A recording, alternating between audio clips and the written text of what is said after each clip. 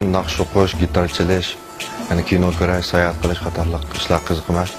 Mening Ipak yo'li sadosi programmasi qatnashishdagi asosli maqsadim mushu o'zimda bor butun alaydiliklarni ham talantni mushu to'rt ustozga ham jumladan butun xalq ommaga sunish ham joriy qilish uchun mushu musobaqa qatnashishni o'ylab qoldim. Men odatda gitar chalishni, naqsh o'qishni, muzika anglashni yaxshi ko'raman. Bu qatimqi Ipak yo'li sadosidagi hamma mayirlarning talanti bir-birida yaxshika, hammamizning o'zga kuchli alaydiligi borga, hamda men o'zimni 16 kuchli mayir qatoriga kirish uchun tirishman, ishonchim bor deb o'ylayman. Ham oxirgacha tirishman.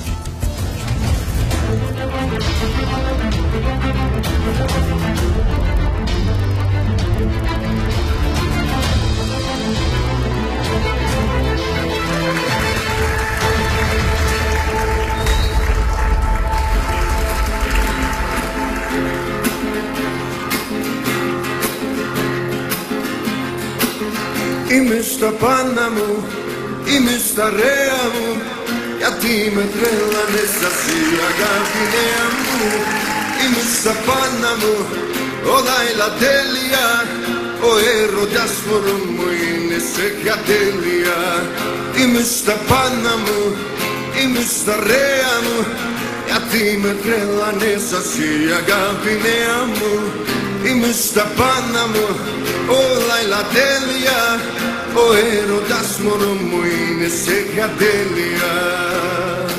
Άλλε! Ξαφνικά κι υπόγειπα, εναρρεύτηκα, τίποτα στο μικροβί να πειρατάει.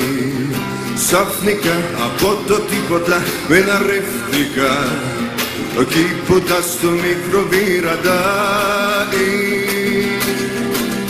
Είμαι στα πάνω μου, είμαι στα ρέα μου, γιατί με τρέλανες εσύ αγάπη νέα μου. Είμαι στα πάνω μου, όλα έλα τέλεια, ο έρωτας μωρό μου είναι σε κατέλεια. Κουζούμου και ξαφνικά έμνηση χρώματα, χρώματα, χρώματα, είσαι εκεί γαμμένα. Είμαι στα πάνω μου, είμαι στα ρέα μου, γιατί με τρέλανες εσύ αγάπη νέα μου. Είμαι στα πάνω μου, όλα είναι ατέλεια, ο έρωτας μόνο μου είναι σε κατέλεια. Είμαι στα πάνω μου, είμαι στα ρέα μου, γιατί με τρέλανες εσύ αγάπη νέα μου. Είμαι στα πάνω μου, όλα είναι ατέλεια, ο έρωτας μωρό μου είναι σε κατέλεια, ο έρωτας μωρό μου είναι σε κατέλεια.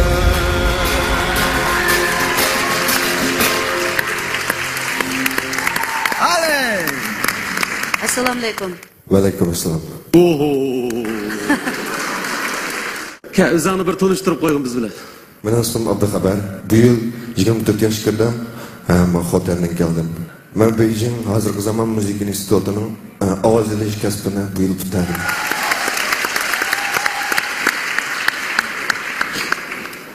Endi shunda yaxshi aytding naqshini. Azroq jiddilik bor, mayli bo'pti. Uni mana seni tanlagan muallimlar o'zi bir his qilib bir nimani bilib tanladi. Men buni aytib yaxshi ko'rdim, ovozingni aytib bomka. O'sha ovozning hammasi seningmi? Ovozga elish texnikani bilan yasab oldimmi ya? Bak chiroyli bo'ldi. Endi ovozing yuqori tarafimi bormi, yana egizga chiqa olamsan? Bakmi chiqamayman, lekin pastga qilib tusha olaman. Men naqshini to'g'ri shu bo'ldi. Ya chiqish kerak, ya tushish kerak. Mushu naqshini agar bu kuydan sal tuvanga tushirib, menimda 3 kuy tushirib o'qiy olaman. Voy, ashtaqa bo'lsam, bir anglab bakamdık ya tushgan yerini. Boshqadan o'rlatib qolmasmi? Tushgan yerini hozir mushlallam bir aytib qo'yamiz. Safnika, apotto tipota, venariftika. Muborak bo'lsin muallimlar. Sen üçün o'rindiq aylandı. Biz afsus deb o'tirib turaylik, muallimlarning fikrini anglaylik. Nurisa Hanım siz mi öğrendiniz mi? Ben öğrendim siz bilen talışıman deb. Mümkün emas qo'y. Yo'q, mümkinchiligi bor. Nayt aniq shundami? O'zingizning ismini bir Abduxabar. Abduxabar. Xabar degan so'zning o'zi ham xabar berguvchi deganchi. Shuning uchun men sizga nayt xush xabar bermoqchi. Qani? Agar siz mening gruppamga kirsangiz, erkin efendim Beyjan ketadi baribir. Ben de Beijing'de.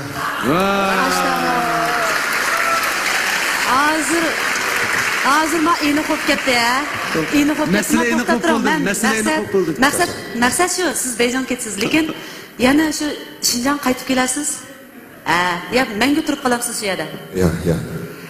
Men sizga nayt yaxshi sharoitlarni beraman. Mening atrofimda nayt kuchli qo'shin bor-da. Men qarang, hech yerga qaramay.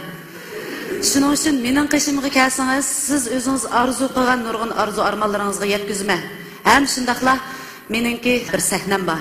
Shu sahnamni sizningki shu isil naqshlaringiz bilan, ham ijodiyatlar bilan isil nuqtaga shega o'rinlashtirma.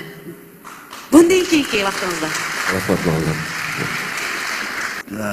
Jiq gap qilishning ojiz yo'q kelinglar. Yo'q, gap qilaylik. Lekin bo'pti, Abduxabarga o'zining tanlashiga bir qo'yib bera. Masala aniq bo'ldi. Shundaqmi o'zing yakun chiqamsan olmaydi. Marhamat. Siz yana Shinjonda yashaysiz-ku, ha? Siz aşı balman shunda qaradi. Benim tanışım Erkin Abdullah vallahi. Yürekni to'laydi. Abduxabir o'z sadosi bilan yuragini izhor qildi. Erkin Abdullah efendimi Abduxabirga moyilligini izhor qildi. Abduxabirdan san'at babida yangi xabarlarni kutamiz.